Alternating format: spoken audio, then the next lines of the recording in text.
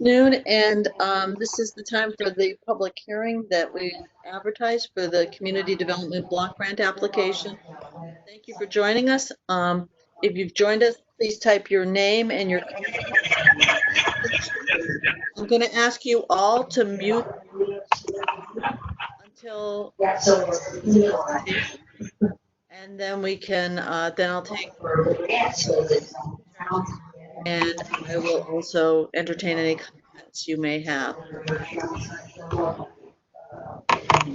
People about 2 minutes to get themselves set up on the WebEx. I know this is new technology for some.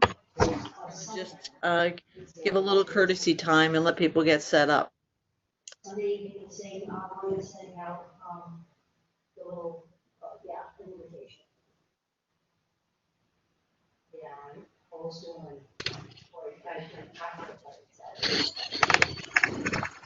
Has left the meeting.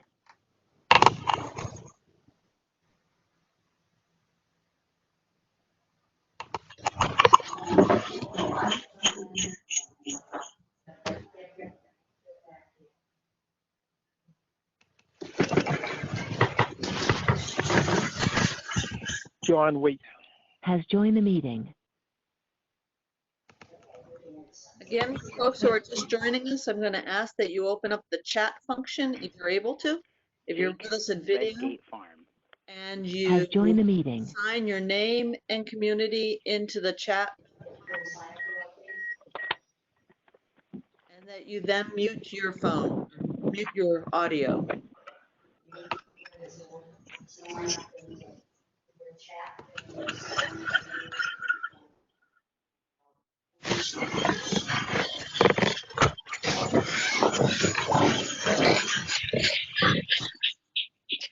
It is 12:02, and it is Friday, May 29th. I'm going to ask everyone who's joining the meeting, if you have not done already, please mute your phone or mute your audio, and please also open up the chat, name community into the chat box. And then we will also go around, and anyone who's joining us by telephone, we'll give you the opportunity to unmute your phone and add your name in. Right.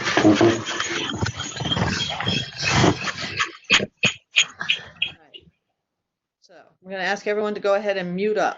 Laurel Kearns has joined the meeting. What I've just said at the end of my presentation also. So I'll go through, I'll do the presentation, talk through about the program description, and then repeat the information that I've said at the beginning of the meeting. So the City of Greenfield is taking the lead in a regional application for community development block funds. Oh, I'm sorry, I should introduce myself. My name is Jay Adams. I'm the Community and Economic Development Director for the City of Greenfield. And the City of Greenfield has agreed to take the lead for a regional application to the Massachusetts Department of Housing and Community Development to access community development block grants that have been made available through the CARES Act that will be available out to communities. These funds can be used for both micro enterprise assistance and social service programs that are related to the communities dealing with the impact of the COVID pandemic. This specific application led by the City of Greenfield is for micro enterprise assistance only. If anyone is interested in what efforts might be underway to do a social service application, I'm going to ask that you can put a call into my office afterwards. There does seem to be some energy in a regional application for social services, but that is not the purpose of this public hearing. This is specifically focusing on the micro enterprise funding that we will be seeking. So the purpose of today's meeting is to receive public comment and input on our plans to make this funding request to the state of Massachusetts. The funds that we are looking to secure or for micro enterprise assistance, and I'll go through what micro enterprises are and the eligibility qualifications. Just to give you a broad background on community development block grants, these are funds that are federally sourced funds. They come out of the Housing and Urban Development Department of the federal government. There are some communities in Massachusetts that get their money directly from HUD. Those are called entitlement communities. And then there are the rest of the communities in Massachusetts are called non-entitlement communities. And the non-entitlement communities get their funding through the state. So HUD makes the allocation to the state, and the state allocates it out to non-entitlement communities. There are, of these non-entitlement communities, there are 11 communities across the state that are called mini entitlements. Greenfield is a mini entitlement, and that means we get an allocation of funding every year. It's based on community-wide need score relative to unemployment, age of housing stock, demographics about our population, and some fiscal characteristics. Greenfield is the only mini entitlement community in Franklin County. We've been working with other agencies and other communities that are administering the development block grant and have talked about taking the lead in a regional application, and that's where we are right now. So all 26 communities in Franklin County will be included in this application. I am in touch with the leadership of each municipality. We are asking that leadership at least give a nod that they're interested in their businesses being able to access this fund, and we will follow up with each of the municipalities before we send our application into the state. So micro enterprise assistance is funding. The loans, the idea is to provide forgivable loans to micro enterprises, and micro enterprises are defined as businesses with 5 or fewer employees. And one of those employees needs to be the owner of the business. So 5 or fewer employees, and the owner is one of the employees in the business. We do the employee count on your day of application. So if you had 12 employees and you had to lay some off, or people have left, and you have 5 or fewer now, you are eligible to apply for micro enterprise assistance.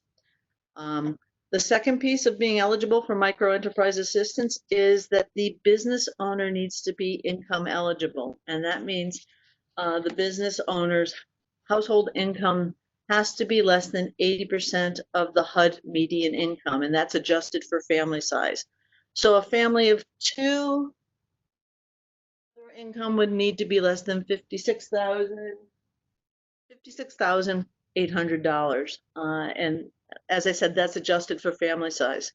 The way we are calculating income for this program is the first thing we will look at is what is your income for the 8 weeks prior to application for these funds. So we will ask you to lay out in the application, what's been your source of household income for the last 8 weeks prior to your application. If those numbers meet the income guidelines. John Wheat has left the meeting. If those numbers meet the income guidelines, then we'll move forward with you. If your last 8 weeks push you over income by the income guidelines, we do have the option of looking back at your 2019 IRS tax return. But the first thing we will look at is your last 8 weeks. And then the secondary will be your last year's tax return. The business needs to be physically located in one of the communities that is participating. It must be a for-profit business with a physical location. It must provide goods or services to multiple clients or customers. You must be in good standing with state and city town laws, that is, which include being current on your taxes, your local taxes through March 1st, 2020. You also can't be involved in any litigation with the town, and you have to be active with your licensing and certifications. The business must have been established prior to January 1st, 2019, and currently be in operation to the extent that's allowed under the governor's guidelines about reopening or remaining open as an essential business. We are well aware that businesses may well need more funding than we can make available to this. I should say that the maximum that we can make available in the forgivable loan is $10,000. Those funds are intended to, from the day they are awarded to you, to be spent forward to help you keep your business up and operational, or to come back into operation if you've had to shut down, and to ramp up and to do what you need to do. It can cover many business expenses, including salary, payroll, health benefits, rent, mortgage interest. If you own the property and are paying a mortgage, we can only pay the interest on that. It cannot be used to buy real estate, and it cannot be used to do physical rehab. We do expect that you'll be able to buy some equipment if you need to get specialized equipment in response to the COVID pandemic. I've been describing the assistance as a forgivable loan, and that means that we give you the money as a loan, and then after 3 months, you need to provide documentation to us that you have spent the money as you outlined that you were going to in the budget that you submitted with your application. There is some flexibility. We know that things are going to change and things are going to be a little mobile and fluid here. So there is some flexibility. So if you need to change up the budget after you've submitted it to us, we can work with you on that. But we're going to be looking 3 months out for you to submit receipts, documentation that you spent the money as you intended to spend it, and further that you did not what they call double dip. That is, if you're getting Paycheck Protection Program, or if there's other funding that you're getting to cover some business expenses, that you're not covering both those expenses with both block grant money and your other funding. So we'll be looking for a fairly clear accounting of that. When you submit that documentation and it's reviewed, we will then discharge that loan and it will become a grant at that point. Let's see.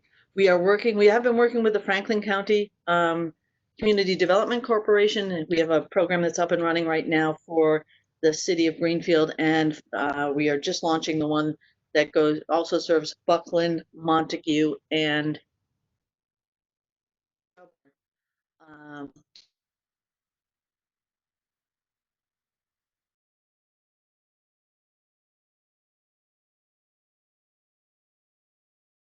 public hearing is to get public comment and feedback in terms of the need. And as we submit our application is due to the state on June 12th. And we expect to hear fairly quickly, although I do want to caution you that it sounds like these funds will not be available to us until perhaps later in the summer. They've said August. It sounds like it might be a little earlier than that. But at the moment, I don't want people to think that this money is readily available at this moment. Okay. So the application process will happen through the City of Greenfield website, our Community and Economic Development Department. There's an online application. As I said, we're working with the Franklin County CDC right now with our immediate program. We do need to follow some procurement laws to figure out who the contractor will be on an ongoing basis. But we've been very pleased with the work and the collaboration that we've established with the CDC at the moment. So I think that's all I have to say for now, and I'm happy to have folks unmute. Oh, let me just quickly repeat for anybody who came in late. If you come on board, if you could put your name and your community over in the chat function, that would be terrific. And at the end of the meeting, we'll stay on. So anybody who's been here on the telephone or called in will be able to capture your name and your community. And with that, I will allow it. Feel free to unmute and let me know what your questions might be. Yeah, I have a question. Can you hear me? Gentleman in the green T-shirt? Yes. Laurel Kearns has left the meeting. So that's me? Yes. Your name, Okay. please. Mike McCusker. My question has to do with Redgate two things. Can Has it left the be, meeting. I'm getting a little echo. Is that bothering you? Wondering how we can solve that. I think I'm on in two places. If you can get rid of one of them. I don't know how to do that.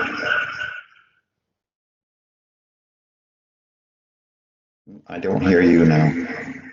I think if everyone were to mute, except for you, we would be okay. So could other people please mute? Okay, let's try this again. How's that sound? It's a little better.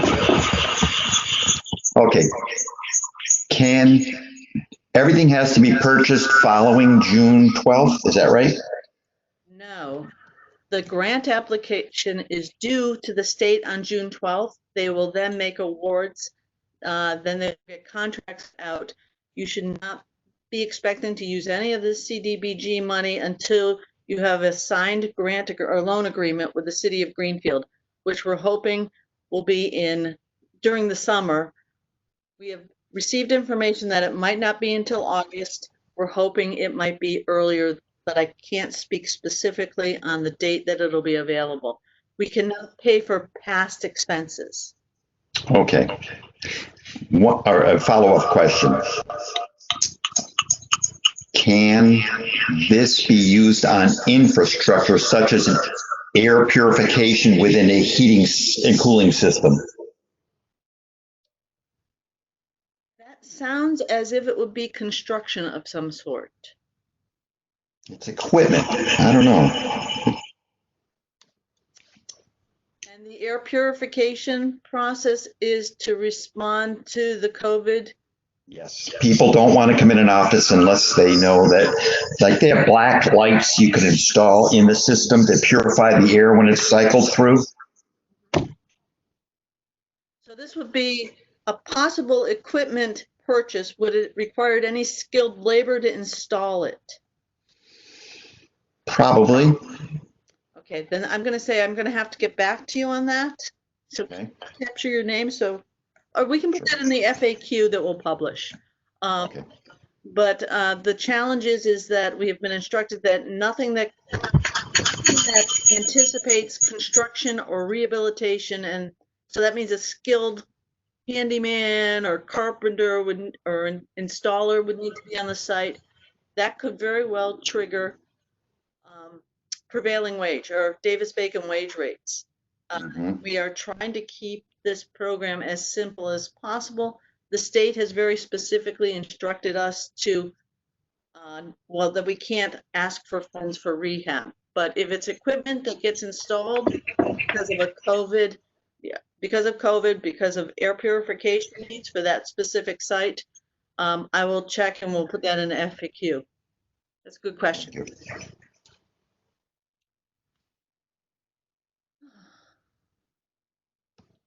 Are there any other questions about the program? Any other comments or feedback?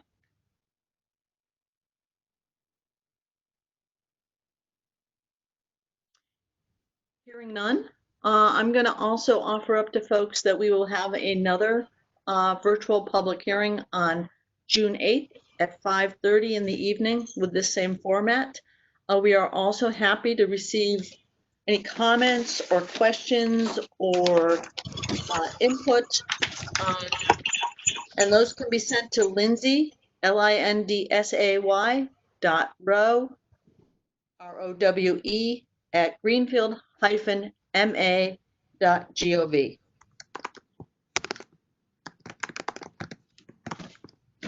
And if there's any questions, please, I invite you to go onto the website, read through the program description.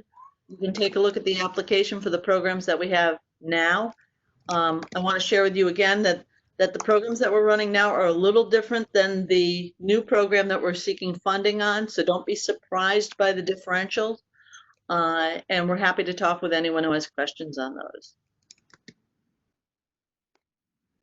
Hearing no other questions, I'm gonna ask anyone to remind folks that please put your name and your community in the chat box, and if you would have joined us by audio, if you would stay on so we could capture your name and community. John Wheat has joined the meeting. Capture your name into our list of attendees. Thank you.